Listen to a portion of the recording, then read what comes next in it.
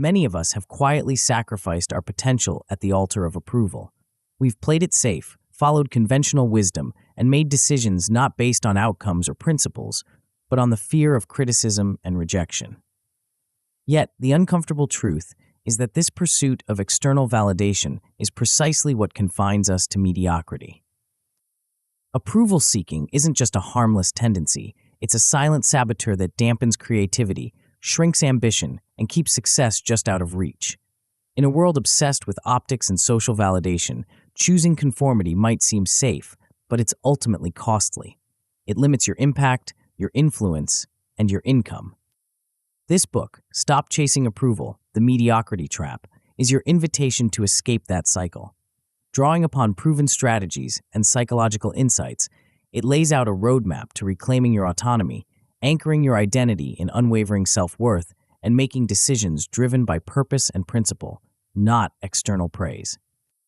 Inside these pages, we'll explore the subtle ways approval seeking can quietly hold you back, and I'll share practical strategies to dismantle these patterns. You'll learn how to cultivate genuine self-worth that isn't shaken by criticism or setbacks, and how to finally overcome the anxiety and paralysis caused by the fear of other people's opinions. Together, we'll unpack the pressures of conformity that stifle your creativity, and I'll guide you toward confidently embracing strategic risks that reflect your true values and lead to meaningful, measurable impact. By embracing a permissionless mindset, one anchored in clear values, bold choices, and an unwavering focus on outcomes, you'll find the courage to break free from mediocrity. You'll discover what it truly means to chase greatness rather than mere acceptance. If you've ever felt the tension between who you could become and who others expect you to be, this book was written for you. It's time to stop settling. It's time to stop chasing approval. Chapter 1: The Trap. The most dangerous prison is the one you build yourself, and call it safety.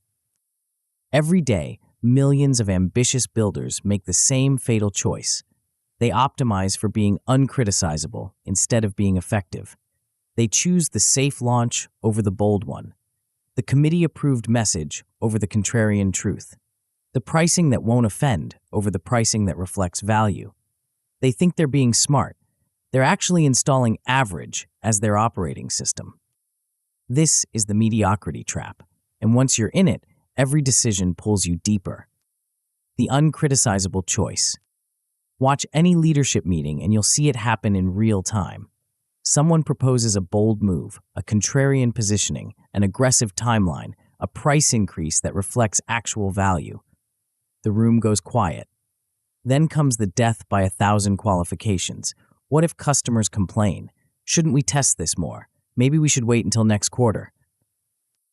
By the time the idea survives the committee, it's been sanded down to nothing. Safe, bland, late to market, uncriticizable, and completely forgettable. This is how approval seeking kills variance. When your primary goal is avoiding criticism, you eliminate the very thing that creates breakthroughs, bold, asymmetric bets. You trade upside for comfort, innovation for consensus, market leadership for market following. The math is brutal. Safe choices cluster around the mean. They produce average results. And in a world where average gets ignored, average is the new failure. Contrast this with outcome-first thinking.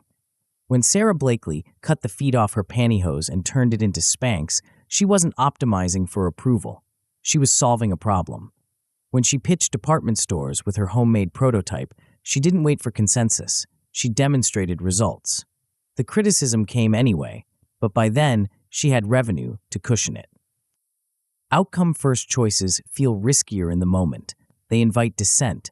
They generate strong reactions, but they also generate strong results because they're optimized for impact, not applause. The invisible ceiling. Here's what's insidious about the approval trap. It doesn't feel like a trap. It feels like wisdom. Let's get everyone aligned. We need buy-in from all stakeholders. Better safe than sorry. But consensus comfort creates an invisible ceiling on everything you build. Your team learns to self-censor. Bold ideas die in private before they ever reach the room. Meetings become performance theater, where everyone nods along with the safest possible interpretation of every decision. The invisible vetoes multiply: fear of customer complaints, politics between departments, optics concerns from leadership. Each veto shrinks the possibility space until you're left with decisions that offend no one and inspire no one. The cost compounds daily: slowed decision cycles, missed market windows, competitors who move faster because they care less about looking foolish. While you're still debating, they're already learning from real customer feedback. Reed Hastings understood this when he killed Netflix's DVD business to bet everything on streaming. The board resisted, customers complained, Wall Street punished the stock. But Hastings knew that consensus would have killed them slowly. Better to risk looking wrong than to guarantee being irrelevant. When identity becomes hostage, the deepest layer of the trap is psychological. When your self-worth depends on external approval, criticism doesn't just sting, it feels existential. If they don't like my idea, maybe I'm not cut out for this. If they reject my proposal, what does that say about me? This is contingent self-worth in action. Your identity becomes hostage to other people's opinions. Every decision becomes a referendum on your value as a person. So you optimize for safety. You avoid the bold moves that might generate criticism. You shrink your ambitions to fit other people's comfort zones. The result is chronic hesitation, chronic smallness. You second-guess every instinct. You crowdsource courage instead of building it. You mistake other people's comfort for your own competence. But here's the paradox. The more you optimize for approval, the less respect you actually earn. People sense the people-pleasing. They smell the desperation for validation. They lose confidence in your judgment because you've outsourced it to the room. The compound cost of playing it safe. If you don't break this pattern, it metastasizes. Your brand becomes commodity. Your pricing power stagnates because you're afraid to charge what you're worth. Your referrals weaken because safe work doesn't inspire passionate recommendations. The opportunity cost compounds while competitors pull away. They're taking the bold positions you're afraid to take. They're launching the contrarian offers you're afraid to ship. They're building the reputation for courage that you're sacrificing for comfort. Your goals shrink to match your courage. You stop attempting the hard, reputation-building projects that create exponential returns. You rationalize it as being realistic, but you're really just being afraid. Teams mirror this energy. When leaders optimize for approval, everyone learns to do the same. Groupthink becomes the operating system. Dissent disappears. The best people leave because they're allergic to mediocrity. What remains is a culture that mistakes harmony for health. The escape route. But there is a way out. The solution isn't to stop caring about feedback, it's to care strategically, to anchor your identity in values instead of validation, to build systems that reward impact over optics. This book will show you how to install a new operating system, one that defaults to courage instead of comfort, that measures outcomes instead of applause, that builds reputation through results, not the other way around. You'll learn to break the validation loops that keep you checking for likes instead of focusing on conversions. You'll discover how to reduce FOPO, fear of others' opinions, through systematic exposure and strategic caring. You'll master the art of consensus without sacrificing speed or quality. The journey requires self-worth that doesn't depend on external scorekeeping. It demands the courage to face comparison without losing your unique edge. It means designing cultures that reward candor over conformity. And it culminates in measuring image over impact, building a reputation that follows results instead of preceding them. Most importantly, you'll learn to maintain these changes through homeostasis, the systems and rituals that lock in your new operating system so you don't slide back when pressure mounts. Winners versus losers. The difference between winners and losers in this game isn't talent or luck, it's permission structure. Winners are permissionless. They're principle first, outcome obsessed. They invite dissent, make decisions, ship work, and learn from results. Their confidence is quiet because their reputation follows their results. Losers are people-pleasing, optics first, delay-prone. They avoid dissent, crowdsource courage, and ship only what feels safe. Their insecurity is loud because they're trying to build results from reputation, and it never works. The choice is yours. But choose quickly, because while you're optimizing for approval, someone else is optimizing for impact, and they're about to eat your market share. The trap ends where your next decision begins. But first, you need to understand exactly how your relationship with validation is sabotaging every choice you make, and why self-worth that doesn't depend on applause is the foundation of everything that follows. Before we continue, make sure to subscribe to Grow to the Top and activate notifications to receive more self-improvement tips that will supercharge your growth. And make sure to give this video a thumbs up and share it with your friends. It really helps the channel grow. Thank you for your support. Chapter 2: Self-Worth. The most successful people you know have a secret. It's not what you think. It's not their network, their funding, or their brilliant strategy. It's something far more fundamental and far more fragile. They've learned to separate their identity from their inbox, their self-worth from their scoreboard, their value as a human from the value others place on their work. This separation is the difference between leaders who crumble at the first sign of criticism and those who use it as fuel. Between entrepreneurs who pivot at every negative comment and those who stay the course when it matters. Between builders who optimize for applause and those who optimize for impact. But here's what most people get wrong. Stable self-worth isn't about becoming immune to feedback. It's about becoming immune to feedback controlling you. When critique becomes kryptonite, picture this scenario. You launch something bold, a contrarian piece of content, a premium pricing strategy, a product that challenges industry assumptions. Within hours, the criticism starts rolling in. Comments questioning your judgment, emails from concerned colleagues, messages from competitors who smell blood in the water. If your self-worth depends on external validation, this moment triggers a psychological emergency. Your brain interprets criticism as a threat to your identity. Fight or flight kicks in. Rational thinking shuts down. You're no longer evaluating feedback for its merit. You're defending your ego from perceived attack. This is why so many promising ventures die in the criticism phase. Not because the ideas were bad, but because the founders couldn't psychologically survive the inevitable pushback that comes with doing anything worth doing. When Reed Hastings announced Netflix would split its DVD and streaming services in 2011, the backlash was immediate and brutal. Stock price plummeted, customers canceled in droves. Industry experts called it the worst strategic blunder in corporate history. But Hastings had built his identity around making decisions based on data and long-term vision, not short-term approval. The criticism stung, but it didn't change his course. Today, that blunder looks like genius. The difference wasn't that Hastings enjoyed criticism. It's that his self-worth wasn't contingent on avoiding it. The internal scoreboard revolution.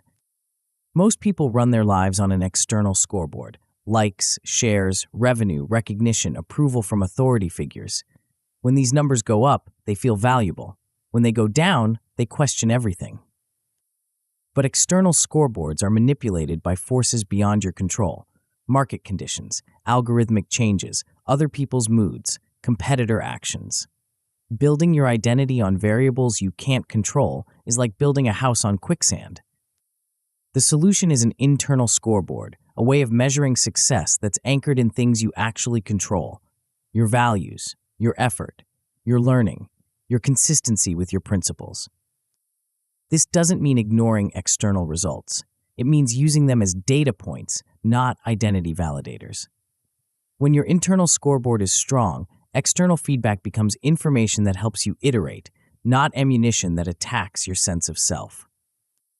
Consider how this changes your relationship with failure.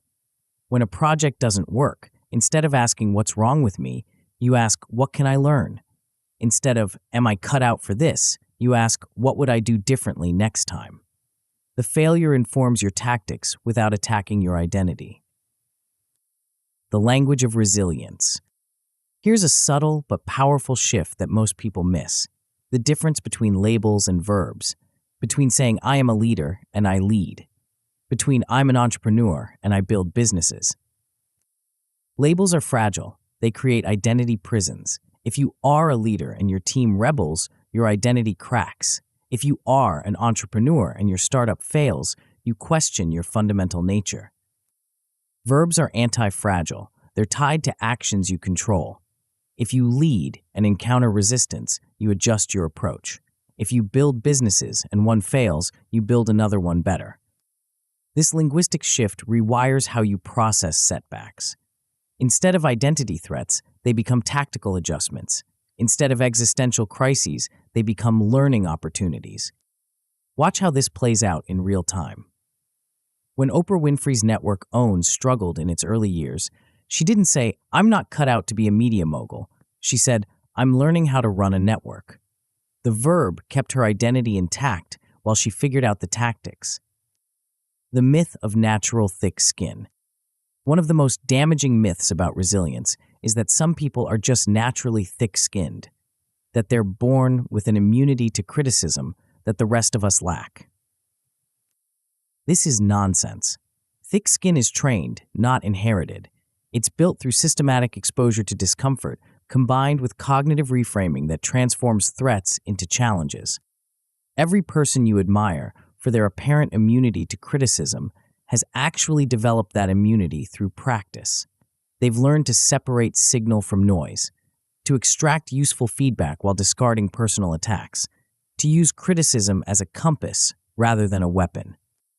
The process isn't comfortable, but it's learnable, and it starts with small, deliberate exposures to the kind of feedback that used to derail you. Building your identity anchor. The foundation of stable self-worth is what I call an identity anchor, a clear, simple statement of your core values that remains constant regardless of external circumstances. This isn't about writing a mission statement that sounds good on your website. It's about identifying the 3 or 4 principles that you'll defend even when it costs you, even when it makes you unpopular, even when it hurts your short-term results. Start by writing down 3 values in plain language, not corporate speak, not aspirational fluff. Simple, clear statements that a 12-year-old could understand. Then test them against a hard decision you're facing right now. Do they actually guide your choice, or are they just nice words? Convert these values into operating rules, simple if-then statements that guide daily decisions. If it optimizes for optics over outcomes, I don't do it. If it requires me to compromise my integrity, it's not worth it. If it serves my ego more than my mission, I pass. Review these rules daily. Score yourself on adherence, not to create guilt, but to create awareness, to notice when you're drifting from your anchor and course correct before you're swept away. The win ledger strategy. Confidence isn't built through positive thinking or affirmations. It's built through evidence. Specifically, evidence that you can handle hard things and learn from them. This is where the win ledger comes in. Every evening, write down 3 micro wins from your day. Not achievements that impressed others, not external validations, wins tied to effort, learning, or values alignment. I had a difficult conversation I'd been avoiding. I shipped something before I felt ready.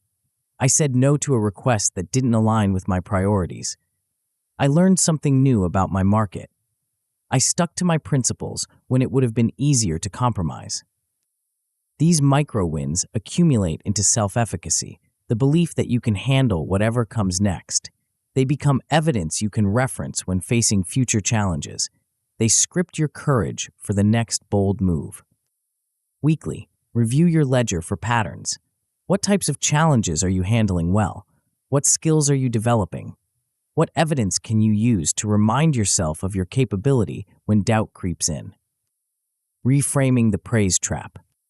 Compliments are dangerous when they become identity fuel. When someone says, "You're brilliant," or "You're a natural leader," it feels good, but it also creates pressure to maintain that image, to avoid doing anything that might contradict the label. The solution is to reframe every compliment as a process note. When someone says your presentation was brilliant, Translate that to clear structure and compelling examples. When they call you a natural leader, convert it to created psychological safety and facilitated good decisions. Store these process notes in a what works document. Use them to replicate successful approaches in future projects. This way, praise becomes useful data rather than addictive validation. The same principle applies to criticism. Instead of taking "this doesn't work" as a personal attack, translate it to "the current approach needs adjustment." Instead of hearing "you're wrong" as identity assault, hear it as different perspective worth considering. The compound effect of internal stability. When your self-worth stops depending on external approval, everything changes. You make decisions faster because you're not crowdsourcing courage. You take bigger risks because failure doesn't threaten your identity. You recover quicker because setbacks inform tactics rather than attacking your core. Teams notice this stability and mirror it. When leaders don't need constant validation, team members stop walking on eggshells. They share honest feedback. They propose bold ideas. They take ownership instead of seeking approval. Your positioning becomes clearer because you're not trying to please everyone. Your pricing becomes bolder because you're not afraid of rejection. Your content becomes more distinctive because you're optimizing for impact, not applause. But stability isn't the end goal. It's the foundation for something far more powerful: the ability to break free from the dopamine loops that keep most people trapped in cycles of external validation. And that's where the real transformation begins, in ways that most people never see coming. Chapter 3: Validation. You check your phone, again. It's been 17 minutes since you published that post, sent that email, launched that campaign. 17 minutes, and your brain is already hunting for the hit, the notification, the number that tells you whether you matter today.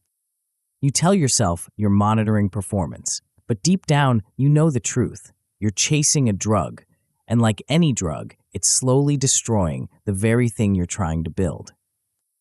This is the validation loop, the most insidious trap in the modern builder's arsenal. It promises instant feedback and delivers instant addiction. It turns creators into addicts and entrepreneurs into approval junkies. And once you're caught in its grip, every decision gets filtered through a single question: will this get me the hit? The dopamine casino in your pocket. Your smartphone isn't a communication device. It's a slot machine. Every notification is a pull of the lever. Every like is a small payout. Every share is a jackpot that keeps you coming back for more. The mechanics are identical to gambling addiction. Variable ratio reinforcement, the most addictive reward schedule known to psychology. Sometimes you get the hit, sometimes you don't, but the possibility keeps you checking, hoping, craving. Here's what makes it particularly dangerous for builders. The validation loop doesn't just waste your time. It warps your judgment. When your brain gets trained to expect immediate feedback, you start optimizing for immediate feedback. Safe content that generates predictable reactions. Familiar formats that don't risk confusion. Messages that comfort rather than challenge. You think you're building an audience. You're actually building a dependency. And the audience can sense it. They smell the desperation. They feel the pandering. They lose respect for your judgment because you've outsourced it to their reactions. Cal Newport discovered this when he decided to build his career without social media. While his peers were chasing likes and shares, he was focused on deep work and meaningful output. The result? Multiple best-selling books, a tenured position at Georgetown, and a reputation built on substance rather than noise. His secret wasn't superior talent, it was superior focus. He optimized for outcomes that mattered instead of reactions that felt good. When safety becomes strategy, the validation loop doesn't just affect what you create, it affects what you're willing to attempt. When your brain gets addicted to positive feedback, you unconsciously start avoiding anything that might generate negative feedback. Bold positioning becomes risky, contrarian takes become dangerous, premium pricing becomes scary. Safety becomes your default strategy, not because it's effective, but because it's predictable. You know exactly what kind of response you'll get. Mild approval, polite engagement, zero controversy, zero breakthrough. Meanwhile, your competitors are taking the risks you're afraid to take. They're staking out the bold positions you're avoiding. They're charging the prices you're scared to ask. They're building the reputation for courage that you're sacrificing for comfort. The math is brutal. In a world where attention is scarce and trust is precious, safe content gets ignored. Predictable messaging gets filtered out. Average positioning gets commoditized. The validation loop doesn't just make you addicted, it makes you invisible. The signal versus noise problem. Here's the deeper issue. When you optimize for immediate feedback, you train your brain to ignore delayed feedback. The like that arrives in minutes becomes more important than the customer who converts in months. The comment that boosts your ego becomes more valuable than the referral that builds your business. Your priorities get inverted. Short-term metrics crowd out long-term value. Vanity numbers replace performance indicators. You start measuring success by how quickly people react instead of how deeply they engage.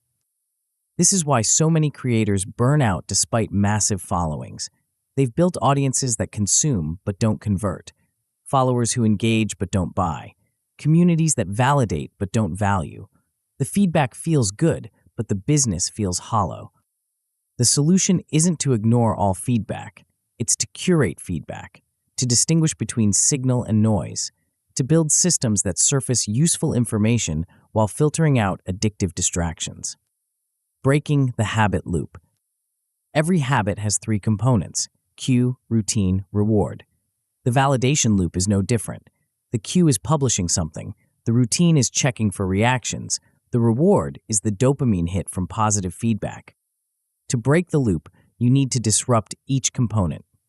Change the cues that trigger checking behavior. Add friction to the routine that makes compulsive monitoring costly. Replace the reward with something more valuable and less addictive. Start with the delay window. After you publish anything, commit to a 24-hour no-check period. Schedule it like a meeting. Use that time to run a learning review. What did you intend with this piece? What hypothesis were you testing? What would success actually look like? This simple delay serves multiple purposes. It breaks the immediate association between publishing and checking. It forces you to think about success metrics before you see the results. It creates space for reflection instead of reaction. When you do check after 24 hours, do it once. Extract the useful insights. Note what worked and what didn't. Then close the tab and move on. No refreshing, no obsessing, no letting the numbers hijack your next decision. The two-score system. Most creators track too many metrics and understand too few.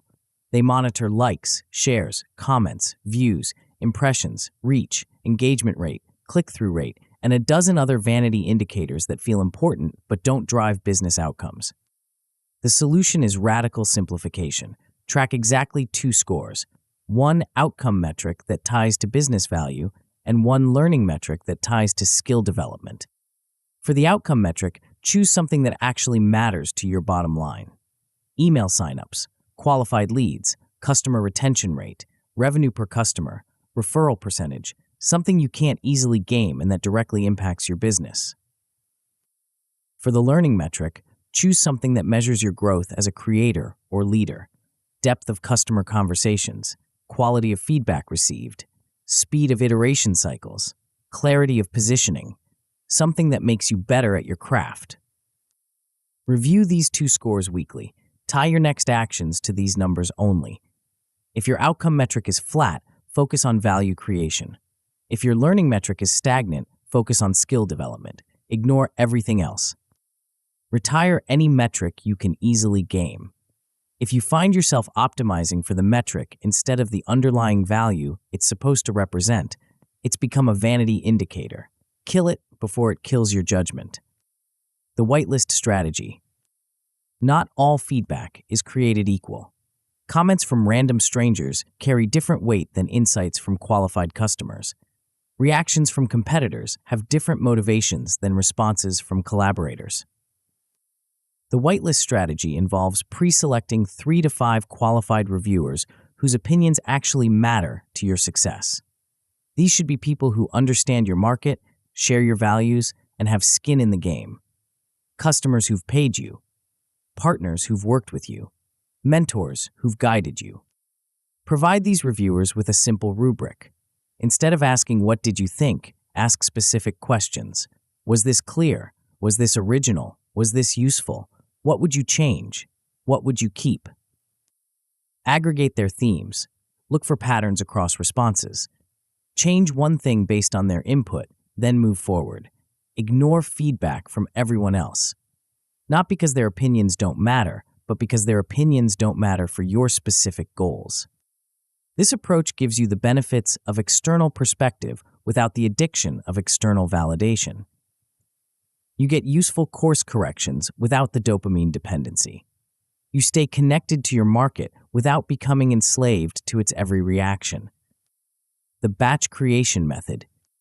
One of the most effective ways to break the validation loop is to separate creation from publication. Instead of creating and immediately sharing, batch your creative work offline. Build up a buffer of content, then schedule releases to avoid impulsive tweaks. This separation serves multiple purposes. It prevents you from adjusting your message based on real-time reactions. It forces you to commit to your ideas before you know how they'll be received.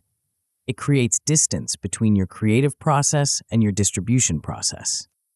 When you're not constantly monitoring reactions, you can focus on the work itself. You can take bigger creative risks because you're not immediately punished for them. You can develop your own voice instead of echoing what gets the best response. The result is content that feels more authentic because it is more authentic. Messages that stand out because they're not optimized for the lowest common denominator. Positioning that attracts the right people instead of trying to please everyone. The compound effect of signal focus. When you break free from the validation loop, everything changes. Your content becomes more distinctive because you're optimizing for impact instead of applause. Your positioning becomes clearer because you're not trying to please everyone. Your pricing becomes bolder because you're not afraid of negative reactions. More importantly, your decision-making improves. You stop second-guessing every choice based on immediate feedback. You develop the patience to let good ideas mature. You build the confidence to stick with contrarian positions when they're right. Your audience notices this shift. They sense the authenticity. They respect the consistency. They trust your judgment because you're not constantly adjusting it based on their reactions. Paradoxically, by caring less about their immediate approval, you earn more of their long-term respect. But breaking the validation loop is just the beginning. Because once you stop optimizing for applause, you'll discover there's an even deeper fear driving your choices, one that most people never even recognize, let alone address. And that fear has a name that might surprise you. Chapter 4. There's a 4-letter word that's killing more dreams than failure ever could. It's not what you think. It's not fear of failure, fear of success, or fear of the unknown. It's something more insidious, more pervasive, more socially acceptable to admit, which makes it infinitely more dangerous. It's FOPO, fear of other people's opinions. And if you think you don't have it, you're probably its biggest victim. FOPO is the invisible hand that guides your choices towards safety. It's the voice that whispers, "What will they think?" before you hit publish. It's the hesitation before you name your price. It's the reason your best ideas stay locked in your head while your competitors claim the territory you were afraid to stake out. But here's what most people miss. A FOPO isn't really about other people. It's about the stories you tell yourself about other people. And those stories are almost always wrong. The spotlight that isn't there. You walk into a room and immediately feel the weight of judgment. Every eye seems focused on you. Every conversation seems to pause. Every glance feels like evaluation. Your heart rate spikes. Your palms sweat. You adjust your posture, your expression, your entire presence to manage the scrutiny. Except there is no scrutiny. This is the spotlight effect in action. the cognitive bias that makes you dramatically overestimate how much attention others pay to your appearance and behavior. You think you're under a microscope when you're barely a blip on their radar. The truth is brutal and liberating. Most people are too busy worrying about their own image to spend much time judging yours. They're not analyzing your presentation for flaws. They're wondering if their own questions sound stupid. They're not critiquing your pricing strategy. They're worried about their own budget decisions. They're not plotting your professional downfall. They're trying to figure out what to have for lunch. This misperception of attention creates a feedback loop of self-censorship. You hold back your boldest ideas because you imagine the criticism they'll generate. You water down your positioning because you fear the pushback. You underprice your services because you're afraid of the judgment that comes with premium pricing. Meanwhile, the market moves on without you. The opportunities you were afraid to pursue get claimed by people who care less about looking foolish and more about making progress. When fear becomes culture. FOPO isn't just an individual problem, it's a cultural virus. When leaders operate from fear of others' opinions, it infects everything they touch.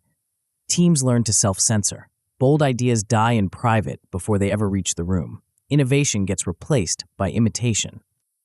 The symptoms are everywhere. Meetings where everyone nods but no one commits. Strategies that sound impressive but take no real risks. Products that offend no one and inspire no one. Marketing that's perfectly polite and perfectly forgettable. Reed Hastings understood this when he made the controversial decision to split Netflix's DVD and streaming services. The internal resistance was massive. Board members questioned his judgment. Industry experts called it corporate suicide. But Hastings knew that consensus would kill them slowly. Better to risk looking wrong than to guarantee being irrelevant. The decision cost Netflix 800,000 subscribers in the short term, but it positioned them to dominate the streaming future while their competitors clung to dying business models. Today, that mistake looks like genius, but it required the courage to act despite overwhelming opinion to the contrary. The economics of evaluation anxiety. Here's what FOPO really costs you: first mover advantage. While you're calculating the social risk of a bold move, someone else is making it. While you're workshopping your idea to death, they're shipping version 1. While you're seeking consensus, they're learning from real market feedback. The math is unforgiving. In fast-moving markets, speed beats perfection, courage beats consensus, action beats analysis. The cost of being wrong is often less than the cost of being late. But if FOPO inverts this equation, it makes you optimize for social safety over market opportunity. It makes you more afraid of criticism than irrelevance. It makes you choose the comfort of approval over the discomfort of progress. The irony is that the very people whose opinions you fear most are often the least qualified to judge your choices. They don't understand your market. They don't share your vision. They don't bear the consequences of your decisions. Yet their imagined disapproval carries more weight than your actual expertise. The reference tribe revolution. The solution isn't to stop caring about opinions entirely. That's not courage, it's arrogance. The solution is to care strategically, to distinguish between opinions that matter and noise that doesn't, to build what I call a reference tribe, the 5 people whose judgment actually affects your outcomes. Your reference tribe should include people who understand your market, share your values, and bear consequences with you. Key customers who pay your bills, strategic partners who share your risks, mentors who've walked your path, team members who execute your vision, board members who guide your strategy. These are the voices worth listening to, not because they're always right, but because they're qualified to be wrong. They understand the context of your decisions. They share the stakes of your outcomes. Their feedback comes from experience, not speculation. Everyone else gets downgraded to noise, not because their opinions are worthless, but because their opinions are irrelevant to your specific goals. The random critic on social media, the colleague who's never built what you're building, the family member who means well but doesn't understand your market. This isn't about building an echo chamber. It's about building a signal filter. Your reference tribe should challenge your thinking, not validate your ego. They should push you toward better decisions, not comfortable ones. But their challenges come from expertise, not anxiety. The rejection budget strategy. Most people avoid rejection like a disease, but rejection is actually a resource, one of the most valuable resources for anyone trying to build something meaningful. Every no teaches you something about your market, your message, or your approach. Every rejection moves you closer to the yes that matters. This is where the rejection budget comes in. Instead of avoiding rejection, you actively seek it. You commit to 5 strategic asks per week that are likely to be declined. Partnership proposals that stretch your credibility. Pricing experiments that test your value. Visibility plays that risk your reputation. The key word is strategic. This isn't about collecting rejections for sport. It's about making asks that could transform your business if they succeed and teach you something valuable if they fail. Each rejection becomes data about what works and what doesn't. Each no becomes a stepping stone to a better yes. Track attempts, not outcomes. Celebrate the courage to ask, not just the success of getting. Review patterns to understand which types of asks move your business forward regardless of the immediate response.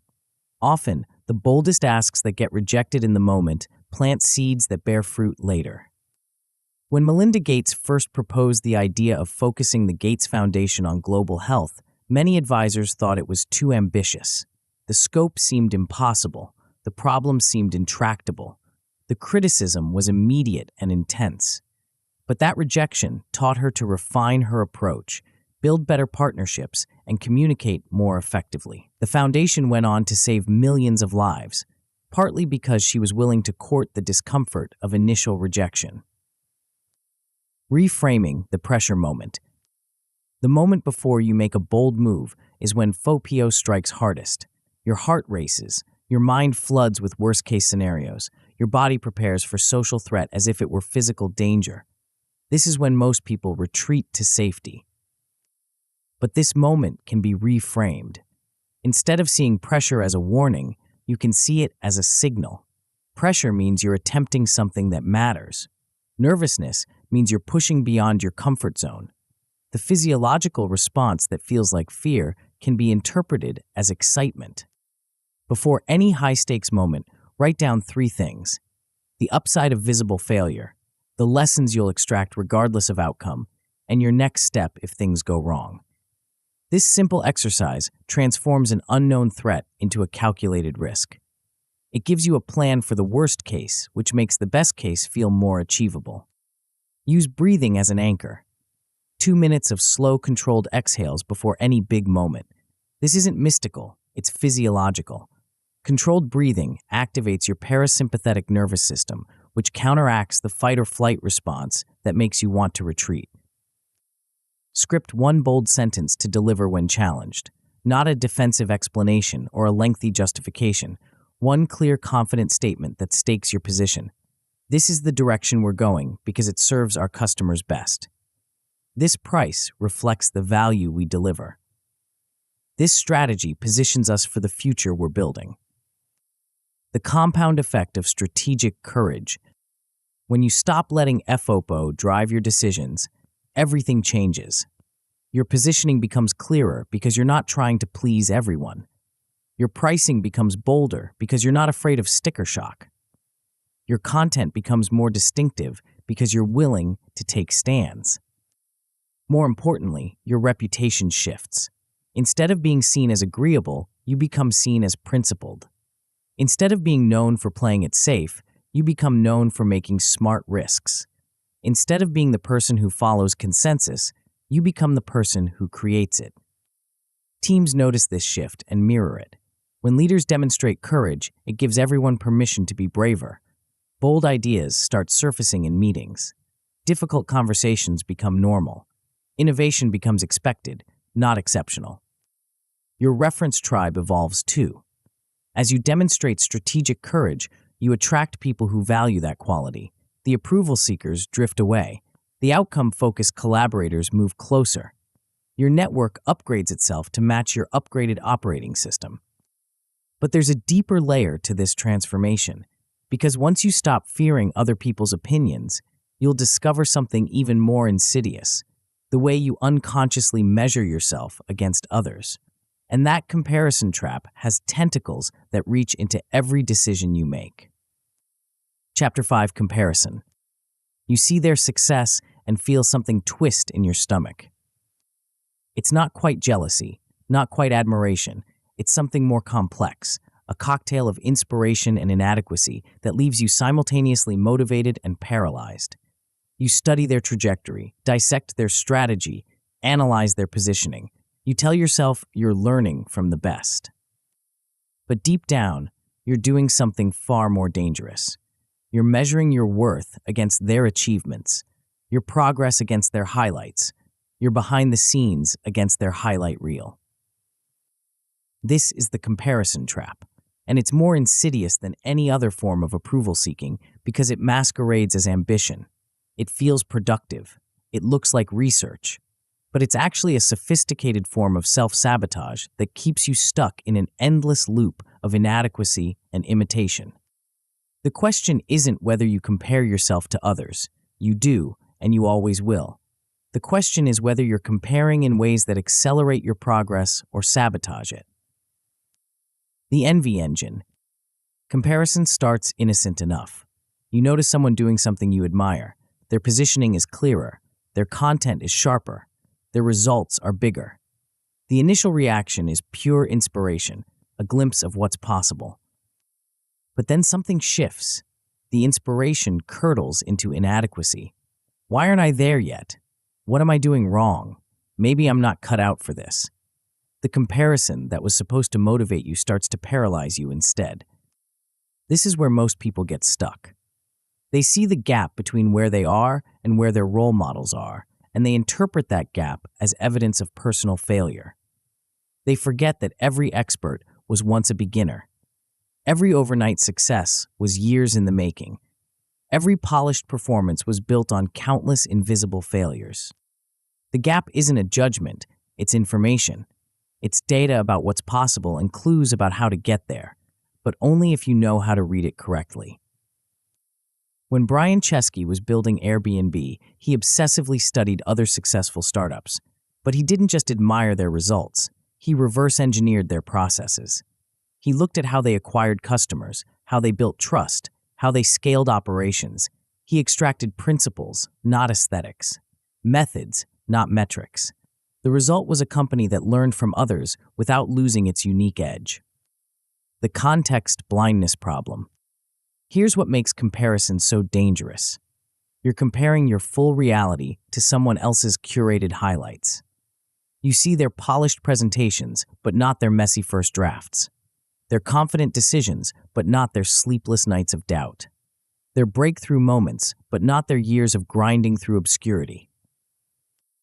This context blindness creates a distorted benchmark. You're measuring your normal against their exceptional, your process against their outcomes, your current chapter against their entire story. The distortion gets worse when you factor in survivorship bias.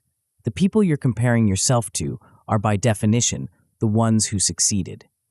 You don't see the thousands who tried similar approaches and failed. You don't account for the luck, timing, and circumstances that contributed to their success. You assume their path is replicable when it might be unrepeatable. This leads to what psychologists call compare and despair, the tendency to feel worse about your own situation after comparing it to others. Your motivation drops, your confidence erodes, your willingness to take risks diminishes. The very thing that was supposed to inspire you ends up deflating you. The mimetic desire trap. There's an even deeper layer to the comparison problem. When you spend too much time studying others, you start wanting what they want, not because it aligns with your values or serves your goals, but because proximity breeds desire. This is mimetic desire, the tendency to adopt others' wants as your own. You see someone building a massive following, and suddenly follower count becomes your primary metric. You notice someone charging premium prices and decide you need to be in the luxury market. You observe someone's lifestyle and start optimizing for their version of success instead of your own. The problem isn't that these goals are inherently wrong. The problem is that they might be wrong for you. Your business model might not support premium pricing. Your personality might not thrive with a massive audience. Your values might not align with their definition of success. When you chase borrowed dreams, you end up building someone else's life instead of your own. You optimize for their strengths instead of yours. You solve their problems instead of the ones you're uniquely positioned to address. You become a second-rate version of them instead of a first-rate version of yourself. The process versus persona distinction. The solution isn't to stop learning from others, it's to learn more strategically. Instead of comparing personas, compare processes. Instead of envying outcomes, study methods. Instead of copying aesthetics, extract principles. When you see someone achieving results you want, resist the urge to reverse engineer their entire approach.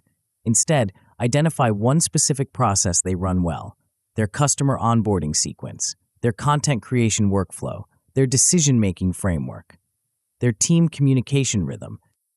Map out how that process works. What are the inputs? What are the outputs? What are the constraints? What are the success metrics? Strip away the personality and extract the mechanics.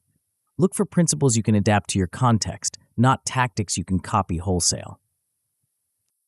This approach gives you the benefits of learning without the risks of imitation. You improve your capabilities without losing your identity. You accelerate your progress without sacrificing your uniqueness. The gap sprint method. Once you've identified a capability worth developing, turn envy into action through what I call a gap sprint, a focused, time-boxed effort to close a specific skill gap. Define the gap in precise terms. Not, I want to be better at marketing, but I want to improve my email open rates by testing subject line frameworks.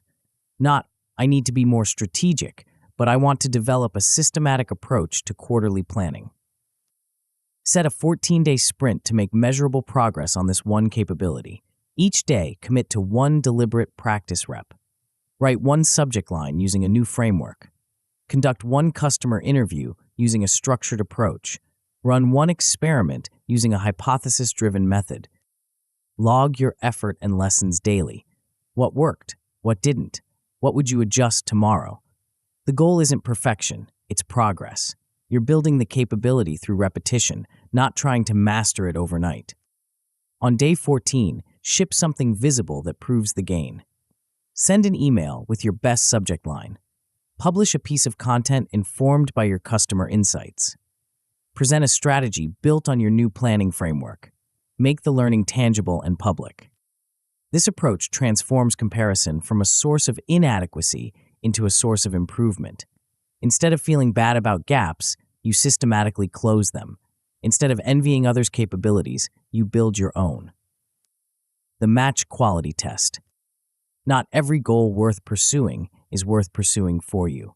Before you commit to closing any gap or chasing any benchmark, run it through the match quality test, a simple framework to ensure you're optimizing for the right game.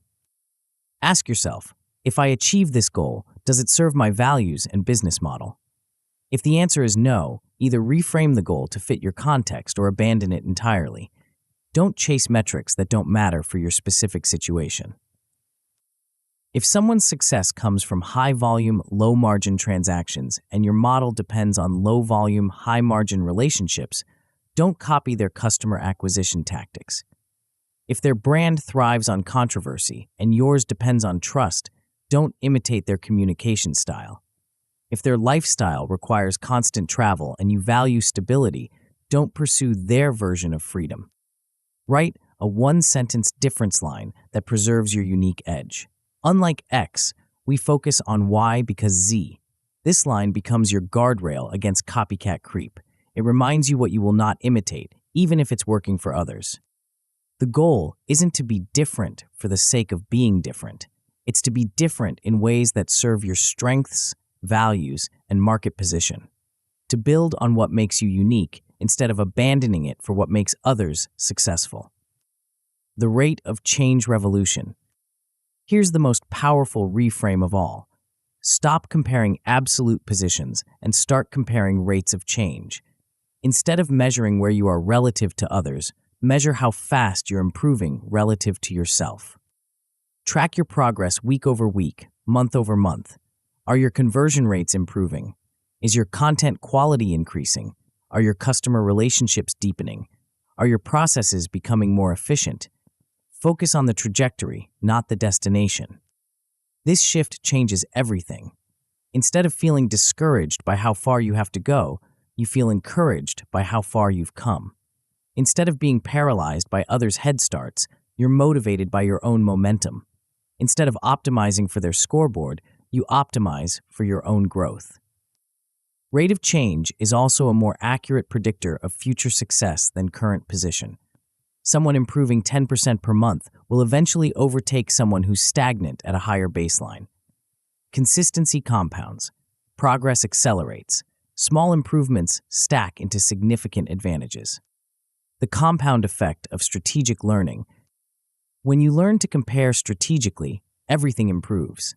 Your positioning becomes clearer because you stop trying to be everything to everyone. Your capabilities develop faster because you focus on specific, measurable gaps. Your confidence grows because you're building on your strengths instead of copying others' formulas. More importantly, you develop your own voice, your own approach, your own competitive advantages. Instead of being a second-rate version of someone else, you become a first-rate version of yourself. Your audience notices this authenticity and responds to it. Your competitors struggle to replicate it because it's built on your unique combination of strengths, experiences, and perspectives. But there's still one more layer to unpack. Because even when you've learned to compare strategically, there's a subtler force at work. One that shapes not just how you see others, but how you see yourself in groups. And that force has the power to turn even the most independent thinker into a follower. Chapter 6, Conformity. The most dangerous moment in any meeting isn't when people disagree. It's when everyone agrees too quickly. You've seen it happen. Someone presents an idea, heads nod around the room, voices murmur approval. The energy feels positive, collaborative, harmonious. Everyone's on the same page. The decision feels obvious. The path forward seems clear. And 6 months later, you're staring at a spectacular failure that no one saw coming, except everyone saw it coming, and no one said anything. This is conformity in action. Not the obvious kind, where people mindlessly follow trends. The subtle kind, where intelligent, well-intentioned people suppress their doubts to maintain group harmony. Where the desire to be agreeable overrides the duty to be accurate. Where politeness becomes a weapon that kills truth. But here's what most leaders miss. The problem isn't that people conform. The problem is that you've built systems that reward conformity and punish dissent. And until you change those systems, you'll keep getting consensus that feels good and decisions that fail badly. The nodding epidemic. Watch any leadership team in action, and you'll see the same pattern. Someone presents a strategy. The room falls into what looks like agreement. But if you could read minds, you'd discover a different reality. Half the people have serious concerns they're not voicing. A quarter think the approach is fundamentally flawed. The rest are waiting to see which way the wind blows before committing to a position. This isn't malicious, it's human. We're wired to seek acceptance and avoid conflict. We read social cues and adjust our responses accordingly. We sense what the leader wants to hear and provide it. We mistake harmony for health and consensus for correctness. The result is what psychologists call normative conformity, changing your public position to match the group's apparent position, even when your private judgment disagrees. You're not convinced by their arguments. You're intimidated by their unity. This dynamic gets worse as stakes increase. The bigger the decision, the more pressure to appear aligned. The more public the forum, the stronger the pull toward safe positions. The more senior the audience, the greater the temptation to say what sounds good instead of what might be true. When Andy Grove was running Intel, he noticed this pattern in executive meetings. Smart people would present reasonable-sounding strategies that everyone would politely endorse. But the strategies often failed because they were optimized for consensus, not results. Grove's solution was radical. He institutionalized dissent. He required someone to argue the opposite position for every major proposal. He made disagreement not just acceptable, but mandatory. The result was better decisions, faster learning, and a culture where truth mattered more than comfort. But it required deliberately designing against human nature, not hoping people would overcome it on their own. The invisible veto system. Here's what makes conformity so insidious. It doesn't just suppress good ideas, it prevents them from ever being proposed. When people sense that dissent isn't welcome, they self-censor before the meeting even starts. The boldest ideas die in private. The most important concerns never reach the room. This creates an invisible veto system where the most cautious voice in the room effectively controls every decision. Not because they have formal authority, but because everyone else adjusts their proposals to avoid triggering their discomfort. The group optimizes for the lowest common denominator of courage. You see this in product development teams that avoid bold features because someone might object. In marketing teams that default to safe messaging because controversy feels risky. In leadership teams that choose incremental improvements over transformational bets because big changes make people nervous. The irony is that this system, designed to avoid conflict, actually creates more problems than it solves. When concerns aren't aired early, they surface later as execution problems. When assumptions aren't challenged up front, they become expensive mistakes downstream. When dissent is suppressed in meetings, it emerges as passive resistance in implementation. The harmony trap. Most leaders think their job is to create harmony, to get everyone aligned, to build consensus, to make sure the team feels good about decisions. This sounds reasonable, even admirable, but it's actually a trap that leads to mediocre outcomes and frustrated teams. Real respect isn't about making people comfortable, it's about telling them the truth, even when it's uncomfortable. Real alignment isn't about everyone agreeing, it's about everyone understanding the reasoning and committing to the outcome, even if they initially disagreed. Real psychological safety isn't about avoiding conflict. It's about making it safe to express dissent, challenge assumptions, and propose alternatives. It's about creating an environment where the mission matters more than the mood. This distinction changes everything. Instead of optimizing for how decisions feel, you optimize for how they perform. Instead of measuring success by the absence of disagreement, you measure it by the quality of outcomes. Instead of rewarding people for being agreeable, you reward them for being accurate. When Satya Nadella became CEO of Microsoft, he inherited a culture of consensus seeking that had led to years of missed opportunities. Meetings were polite but unproductive. Strategies were safe but ineffective. Everyone agreed, but nothing improved. Nadella's solution was to shift from know-it-all to learn-it-all culture, one where being wrong was acceptable, but not learning from being wrong was not. The solo-first revolution. The most powerful tool for breaking conformity is also the simplest. Require people to form their own opinions before they hear anyone else's. This is the solo-first principle, and it transforms group dynamics in ways that seem almost magical. Before any discussion begins, each person writes down their position and reasoning, not a full essay, just a clear statement of what they think should happen and why. These written positions get shared simultaneously, so no one can anchor on someone else's view or adjust their position based on social cues. Only after everyone's initial thinking is visible does the group discussion begin. Now you're debating ideas, not personalities. You're comparing reasoning, not reading reactions. You're optimizing for accuracy, not acceptance. The difference is immediate and dramatic. Positions that would never have been voiced in open discussion suddenly appear on paper. Concerns that would have been suppressed get articulated clearly. Alternatives that would have been dismissed get serious consideration. Track the delta between initial positions and final decisions. You'll be amazed how often the group's final choice differs significantly from what anyone initially proposed. That's the power of genuine debate versus performative agreement. The red team method. Solo first surfaces different perspectives, but it doesn't guarantee they'll be heard. For that, you need structured dissent, a formal role for someone to attack the prevailing wisdom. This is the red team method, borrowed from military planning and adapted for business decisions. For every major proposal, assign someone to spend 10 minutes arguing the opposite position, not nitpicking details or raising minor concerns, fundamentally challenging the core assumptions, proposing genuine alternatives, making the strongest possible case for a different approach. The key is rotation. Don't always assign this role to the same person.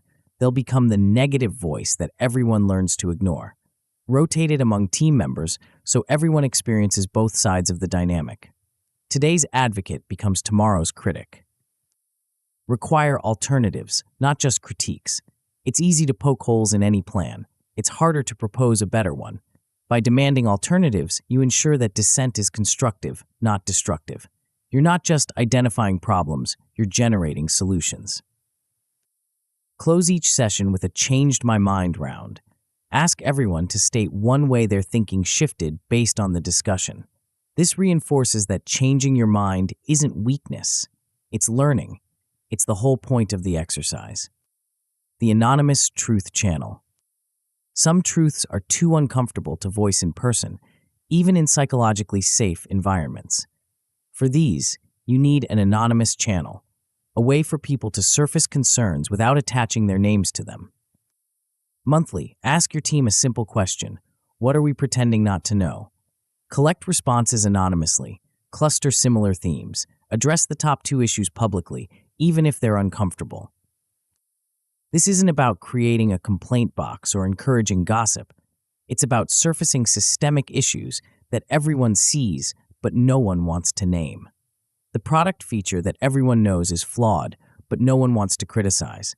The strategy that everyone doubts, but no one wants to challenge. The process that everyone finds frustrating, but no one wants to fix. Track resolved versus open issues over time. If the same concerns keep appearing month after month without being addressed, you've identified a leadership problem, not a team problem. The system is telling you something important, and you're not listening. The evidence standard. One of the most effective ways to combat conformity is to change the standard of evidence required for decisions. Ban phrases like, "it looks bad," or "people won't like it," unless they're backed by specific data or examples. Demand evidence for objections. If someone thinks a strategy won't work, ask them to cite similar situations where it failed. If someone believes customers will react negatively, ask them to reference specific customer feedback or market research. If someone feels an approach is too risky, ask them to quantify the risk and compare it to the risk of inaction. This isn't about being difficult or bureaucratic. It's about distinguishing between informed concerns and emotional reactions, between legitimate objections and conformity pressure, between evidence-based dissent and anxiety-driven resistance. Pre-commit to decision criteria and display them in the room. What evidence would change your mind? What metrics will determine success? What timeline will you use to evaluate results? When everyone knows the rules of the game up front, it's harder to move the goalposts based on comfort levels. The compound effect of structured dissent. When you systematically design against conformity, everything improves. Decisions get better because they survive challenge. Execution gets faster because concerns are addressed up front instead of emerging later. Innovation increases because bold ideas get serious consideration instead of polite dismissal. More importantly, your team's capabilities improve. People learn to think more critically because they know their reasoning will be tested. They become more creative because they know alternatives will be welcomed. They develop more courage because they see dissent being rewarded, not punished. Your culture shifts from harmony-seeking to truth-seeking, from consensus building to outcome building, from comfort optimizing to performance optimizing. The change is visible to customers, partners, and competitors. You become known for making bold, smart bets instead of safe, obvious ones. But there's still one more layer to unpack. Because even when you've learned to surface dissent and challenge assumptions, there's a deeper question lurking. Who actually makes the decision? And that question reveals the final trap that keeps most teams stuck in the approval-seeking cycle. Chapter 7, Consensus. The meeting has been going for 2 hours. Everyone has weighed in. All perspectives have been shared. The pros and cons have been thoroughly debated. The risks have been identified and mitigation strategies proposed. The room feels productive, collaborative, thorough. And you're no closer to a decision than when you started. Welcome to Consensus Hell, the place where good intentions go to die slowly, where the desire to include everyone leads to decisions that satisfy no one, where the pursuit of agreement becomes more important than the pursuit of results. You've been taught that consensus is democratic, respectful, thorough, the hallmark of good leadership. But here's the uncomfortable truth. Consensus is often the enemy of progress, and the companies that win are the ones that learn to make decisions without it. This doesn't mean becoming a dictator or ignoring input. It means understanding the difference between consultation and consensus, between gathering information and gathering permission, between making decisions with people and making decisions by committee. The approval tax. Every person you add to a decision increases its complexity exponentially, not linearly, exponentially. 2 people can usually reach agreement quickly. 3 people take longer. 4 people require significant coordination. 5 or more people often get stuck in endless loops of discussion, revision, and rediscussion. This is consensus drag in action. Each additional approver doesn't just add their perspective, they add their timeline, their priorities, their risk tolerance, their communication style, their availability, and their need to feel heard. What starts as a simple choice becomes a complex negotiation. Meanwhile, your competitors are moving. They're testing ideas while you're still debating them. They're learning from real customer feedback while you're still seeking internal approval. They're iterating based on market response while you're still trying to get everyone aligned. Speed isn't just nice to have, it's a competitive moat. In fast-moving markets, the ability to make decisions quickly and adjust based on results often matters more than making perfect decisions slowly. You can course-correct from action. You can't course-correct from paralysis. When Jeff Bezos was building Amazon, he noticed that decision quality didn't improve much after a certain point of analysis, but decision speed deteriorated rapidly. His solution was to categorize decisions into 2 types: one-way doors and two-way doors. One-way doors are hard to reverse and deserve careful consideration. Two-way doors are easy to reverse and should be made quickly, even with incomplete information. This simple framework transformed Amazon's culture from consensus-seeking to action-oriented. Instead of trying to make perfect decisions, they focused on making reversible decisions quickly and learning from the results. The ownership vacuum.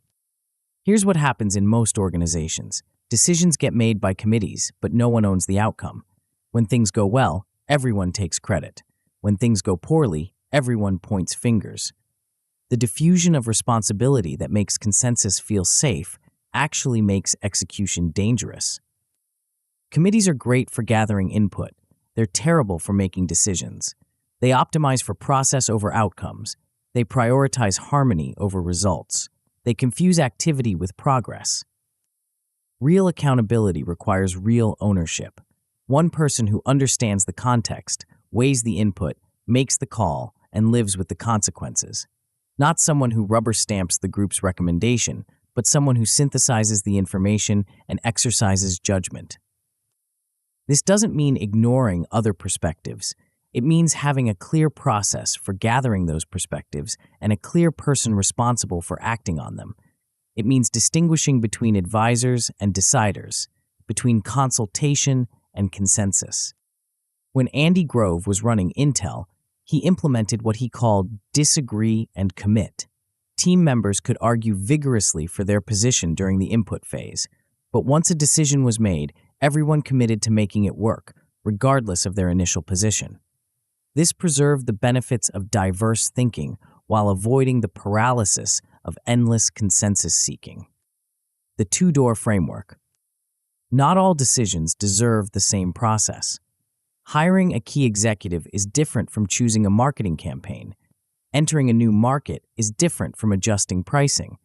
Changing your business model is different from updating your website. The key is learning to distinguish between one-way doors and two-way doors. One-way doors are difficult or expensive to reverse. They deserve careful analysis, broad input, and thorough consideration. Two-way doors are easy to reverse. They should be made quickly with minimal process. Most decisions are two-way doors, but we treat them like one-way doors. We overanalyze choices that can be easily changed. We seek consensus on decisions that can be quickly reversed. We apply heavyweight processes to lightweight choices. The framework is simple. Before any decision, ask whether it's reversible. If yes, default to speed. Set a 48-hour timeline. Gather essential input. Make the call. Monitor results. Adjust as needed. If it's not easily reversible, slow down intentionally. Run a pre-mortem to identify failure modes. Gather broader input. Consider alternatives more carefully. But still set a deadline and assign an owner. Even one-way doors need to be opened eventually. The commander's intent model. Military organizations face a fundamental challenge. How do you coordinate complex operations across multiple units without creating decision bottlenecks? Their solution is commander's intent, a clear statement of the mission's purpose and desired outcome that allows subordinates to make tactical decisions without constant approval. This model translates perfectly to business. Instead of trying to control every decision, leaders define the intent and let teams execute within those boundaries. Instead of seeking approval for every choice, teams understand the mission and make decisions that serve it. Commander's intent requires clarity about three things: the objective, the constraints, and the success metrics. What are we trying to achieve? What can't we compromise? How will we know if we're succeeding? With these boundaries clear, teams can move quickly without constant check-ins. They can adapt to changing circumstances without waiting for new orders. They can take initiative without fear of overstepping their authority. When Reed Hastings was transforming Netflix from DVD to streaming, he couldn't possibly approve every decision required for such a massive shift. Instead, he communicated the intent clearly: become the world's leading streaming service, even if it cannibalizes the existing business. Teams throughout the organization could then make decisions that served this intent without waiting for his specific approval. The reversible trial strategy. When you're stuck between options, the answer isn't more analysis. It's a reversible trial. Instead of debating which approach is better, test the most promising option with the smallest viable experiment. Instead of seeking consensus on the perfect solution, try the good enough solution and learn from the results. This approach transforms decisions from permanent commitments into temporary experiments. The pressure to be right decreases because the cost of being wrong is low. The need for consensus diminishes because the stakes are manageable. The paralysis of perfectionism gives way to the momentum of progress. Design trials to be genuinely reversible. Set clear success metrics up front. Define the timeline for evaluation. Specify what would trigger a pivot. Make the cost of changing course lower than the cost of staying the course. Document lessons from each trial. What worked? What didn't? What would you do differently next time? These insights compound over time, making future decisions faster and more accurate. You build organizational learning instead of organizational analysis. The decision log revolution. Most organizations have no systematic way to learn from their decisions. They make choices, implement them, and move on to the next challenge. They don't track what they decided, why they decided it, or how it turned out. They can't distinguish between good decisions with bad outcomes and bad decisions with good outcomes. A simple decision log changes this. For each significant choice, record the decision, the owner, the reasoning, the expected outcome, and the actual result. Note whether it was a one-way or two-way door. Track how long the process took and how many people were involved. Review this log quarterly. Look for patterns. Which types of decisions take too long? Which ones get reversed most often? Which processes produce the best outcomes? Which owners make the most accurate predictions? This data becomes the foundation for improving your decision-making system. You can identify bottlenecks and eliminate them. You can spot biases and correct them. You can find the optimal balance between speed and accuracy for different types of choices. More importantly, the log creates accountability. When people know their decisions will be tracked and reviewed, they make better decisions. When they see the patterns in their own judgment, they improve their judgment. When they understand the real cost of delay, they move faster. The compound effect of decision velocity. When you optimize for decision speed, everything accelerates. You test more ideas because the cost of testing is lower. You learn faster because you're getting real market feedback instead of theoretical analysis.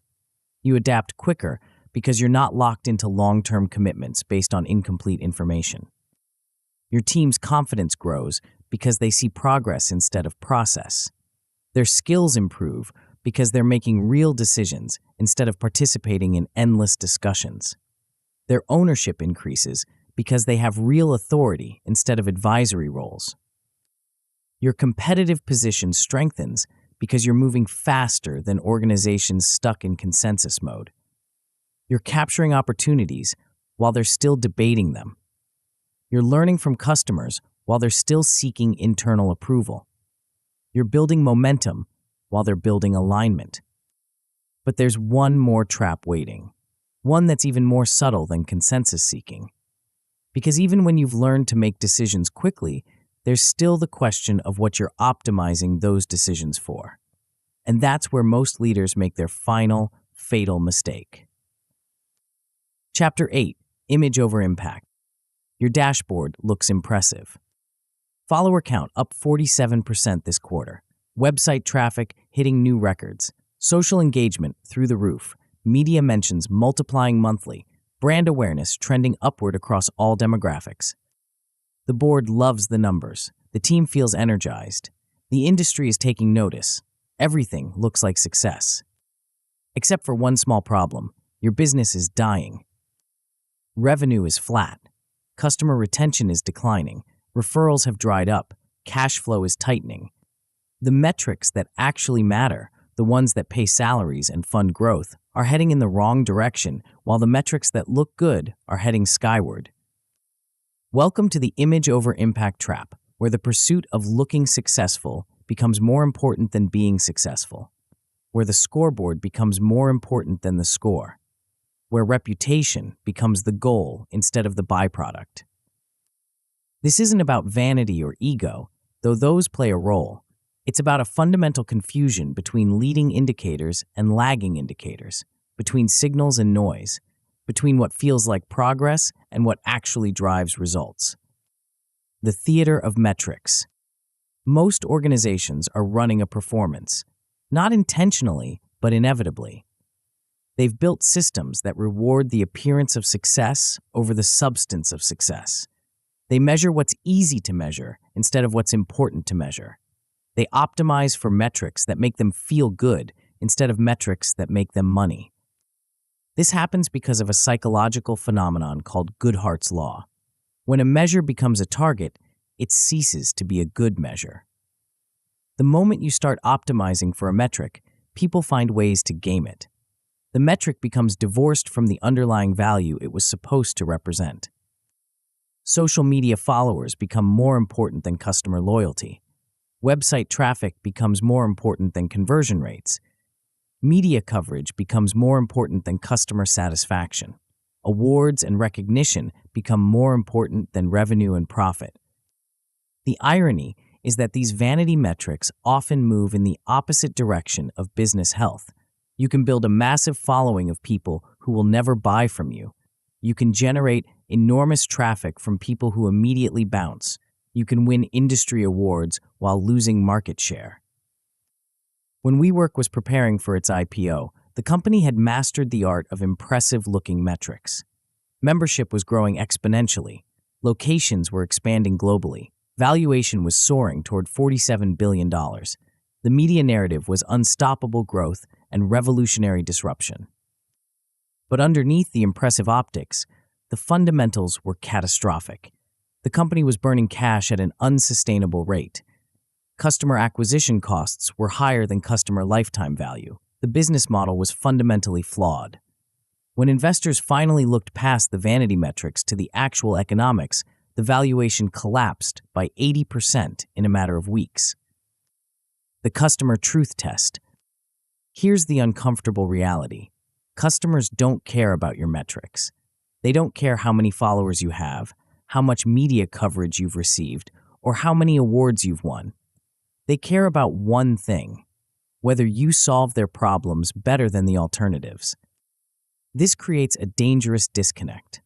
While you're optimizing for applause, customers are evaluating based on outcomes. While you're measuring engagement, they're measuring results. While you're tracking vanity, they're tracking value. The market has a way of correcting this disconnect, but it's often brutal and sudden. Companies that look successful on paper suddenly find themselves struggling to retain customers.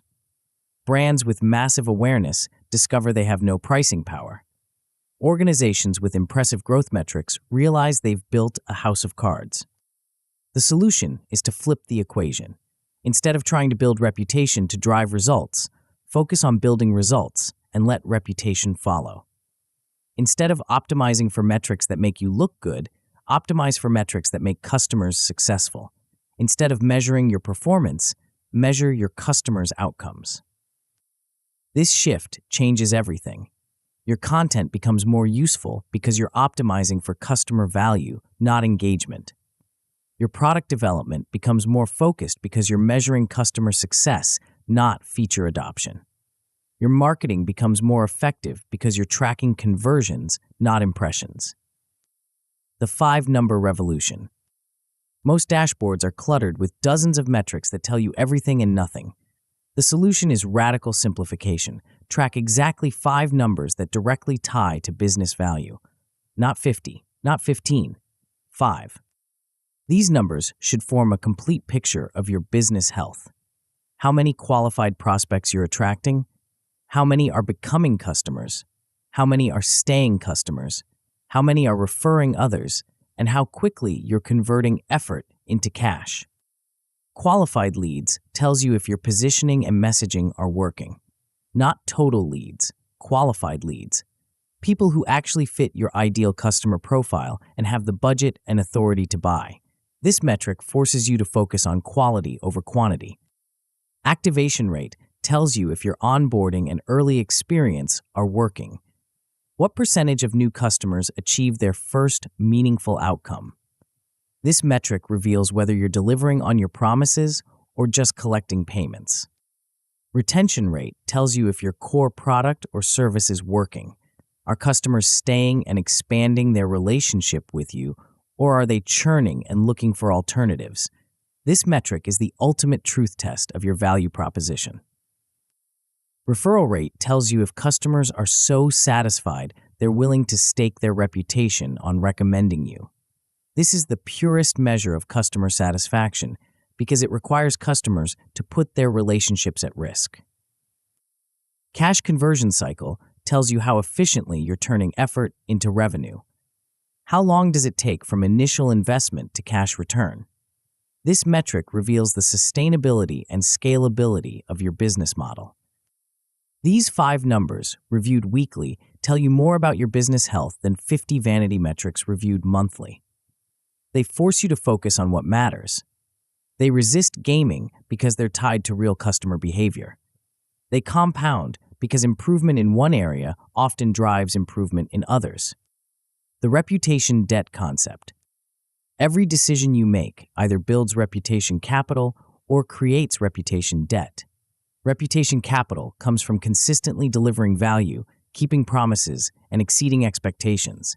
Reputation debt comes from optimizing for short-term optics at the expense of long-term trust.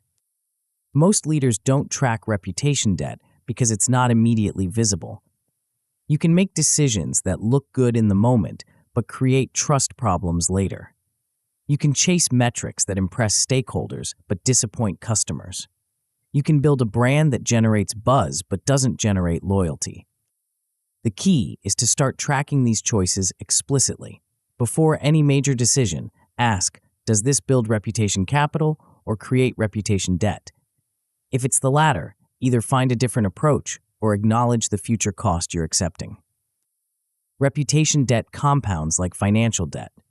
Small compromises accumulate into major trust deficits. Customers start questioning your motives. Partners become skeptical of your promises. Employees lose confidence in your judgment. The cost of this debt often doesn't become apparent until it's too late to reverse. Warren Buffett understood this when he said, "It takes 20 years to build a reputation and 5 minutes to ruin it."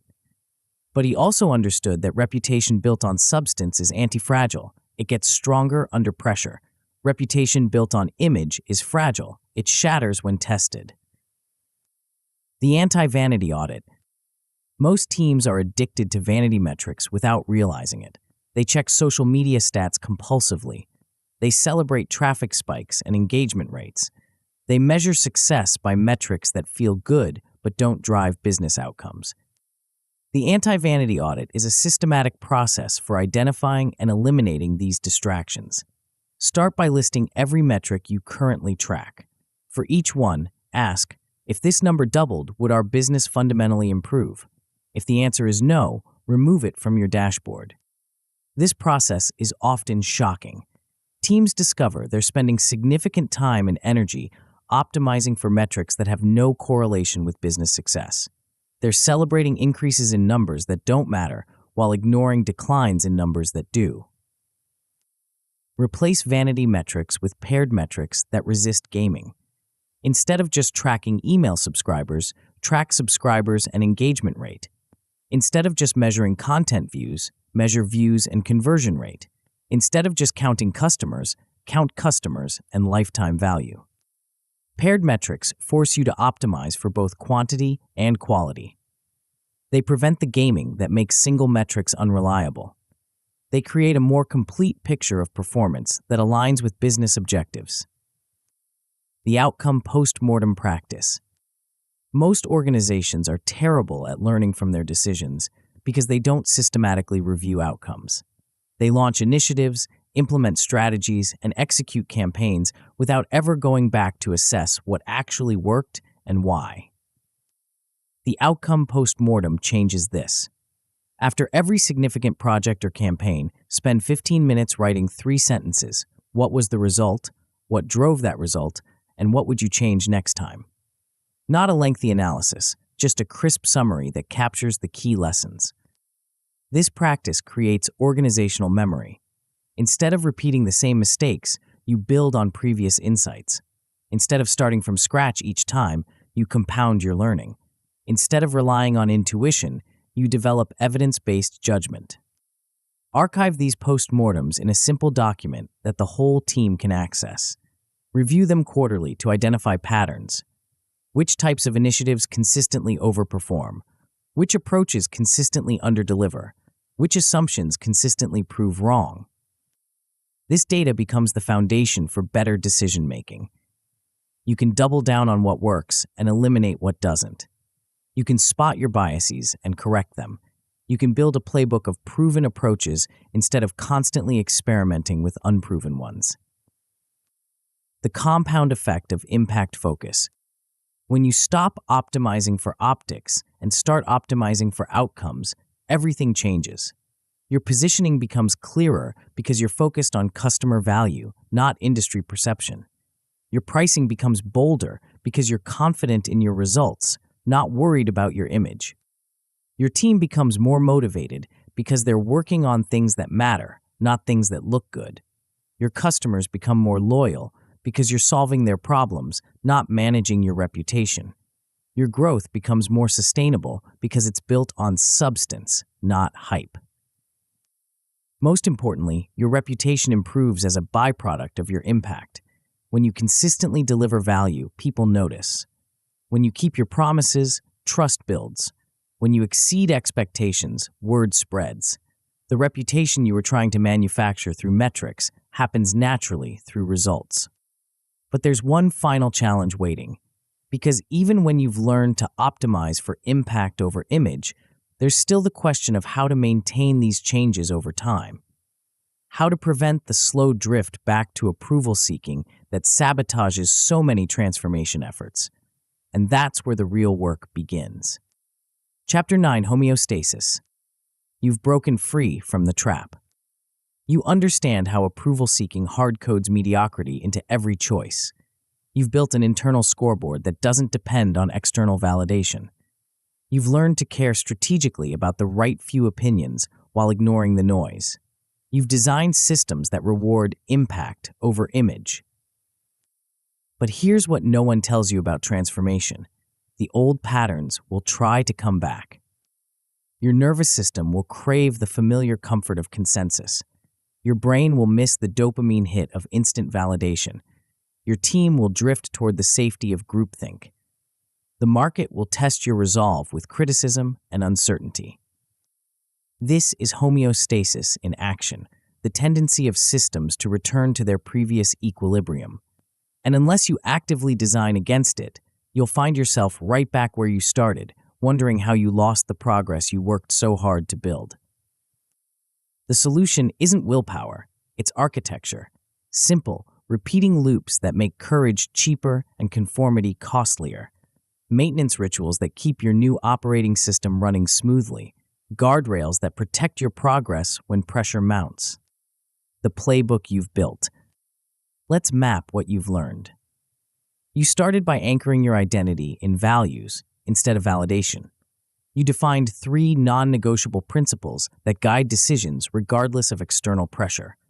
You built an internal scoreboard that measures effort, learning, and values alignment instead of applause and approval. You broke the validation loops that kept you checking for likes instead of focusing on outcomes. You installed delay windows, curated feedback sources, and replaced vanity metrics with impact metrics.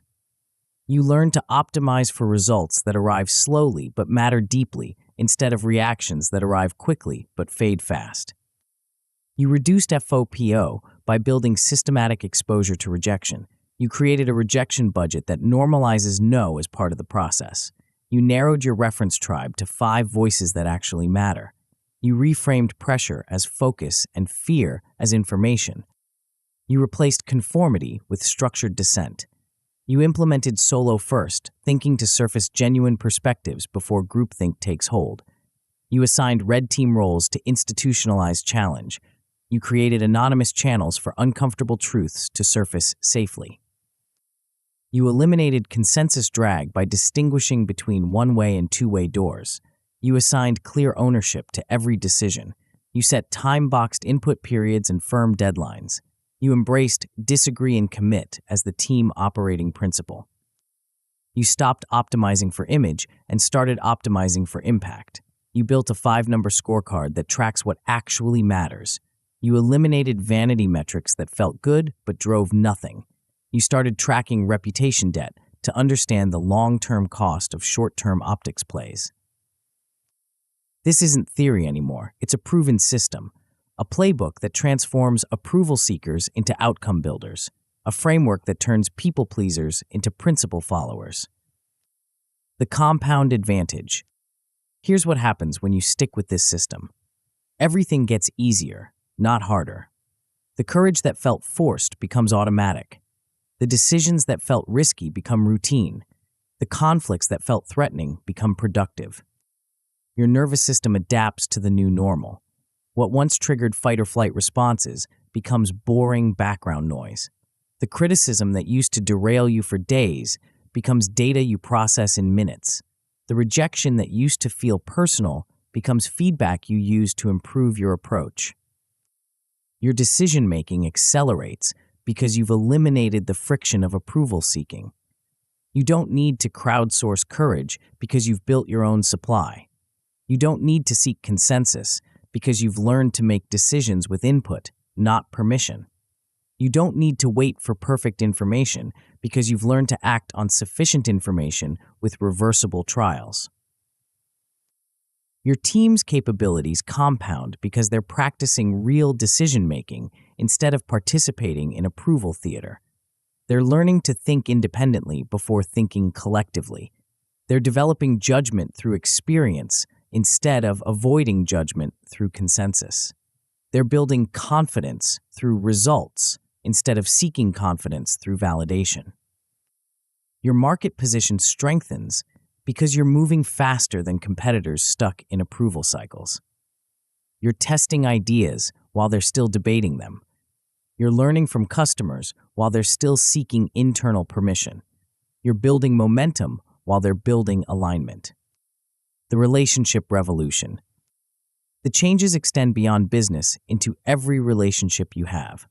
When you stop optimizing for approval, you start optimizing for authenticity. When you stop people-pleasing, you start problem-solving. When you stop seeking validation, you start creating value. Your professional relationships become clearer because expectations are explicit. People know where you stand because you've made your values visible. They understand their roles because you've defined ownership clearly. They trust your decisions because you've demonstrated consistent judgment. Your personal relationships deepen because you're bringing your real self instead of your approved self. You're saying what you mean instead of what you think people want to hear. You're setting boundaries instead of seeking permission. You're offering respect through honesty instead of comfort through agreement. The paradox is profound. By caring less about being liked, you become more likable. By seeking approval less, you earn respect more. By optimizing for truth instead of harmony, you build deeper trust. The relationships you lose were built on false foundations. The relationships you gain are built on solid ground. The new possible. With your new operating system installed, possibilities that seemed impossible become inevitable. You can launch contrarian offers without waiting for market validation because you've learned to test quickly and iterate based on real feedback. You can make tough calls cleanly because you've separated decision-making from consensus building. You can build a reputation based on results because you've stopped optimizing for optics. You can price boldly because your self-worth doesn't depend on universal approval. You can position uniquely because you're not afraid of alienating the wrong people. You can communicate clearly because you're optimizing for understanding, not agreement. You can hire better people because outcome-oriented candidates are attracted to outcome-oriented cultures. You can retain top performers because they thrive in environments where merit matters more than politics. You can scale faster because decisions don't bottleneck in approval committees. You can pivot quickly when market conditions change because you're not locked into consensus-driven strategies. You can experiment boldly because failure informs iteration instead of threatening identity.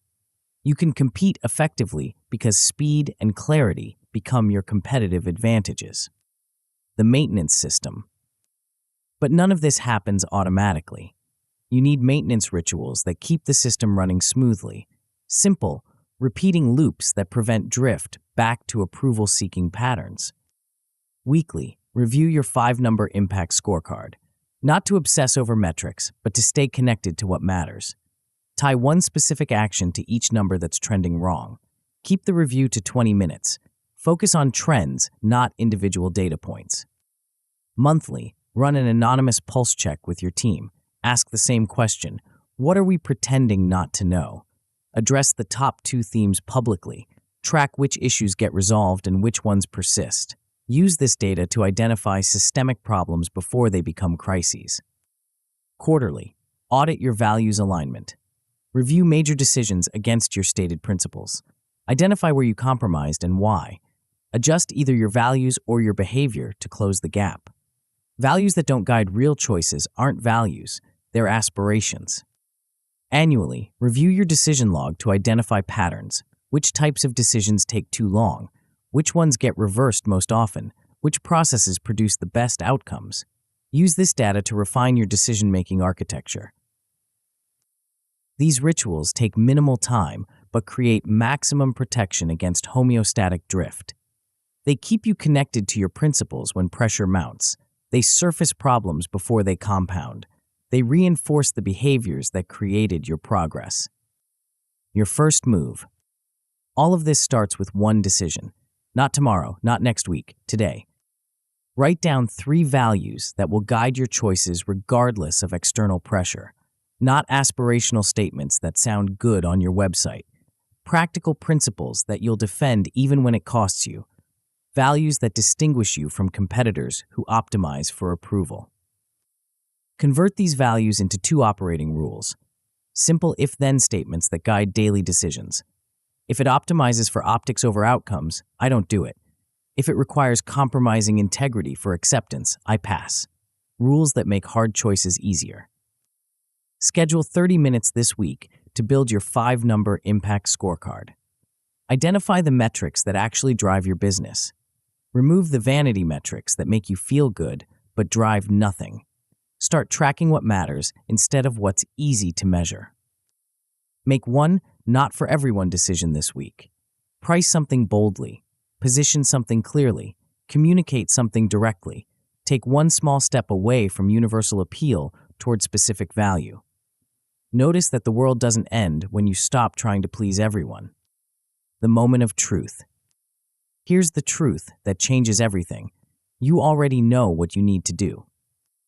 You know which decision you've been avoiding because you're afraid of the reaction.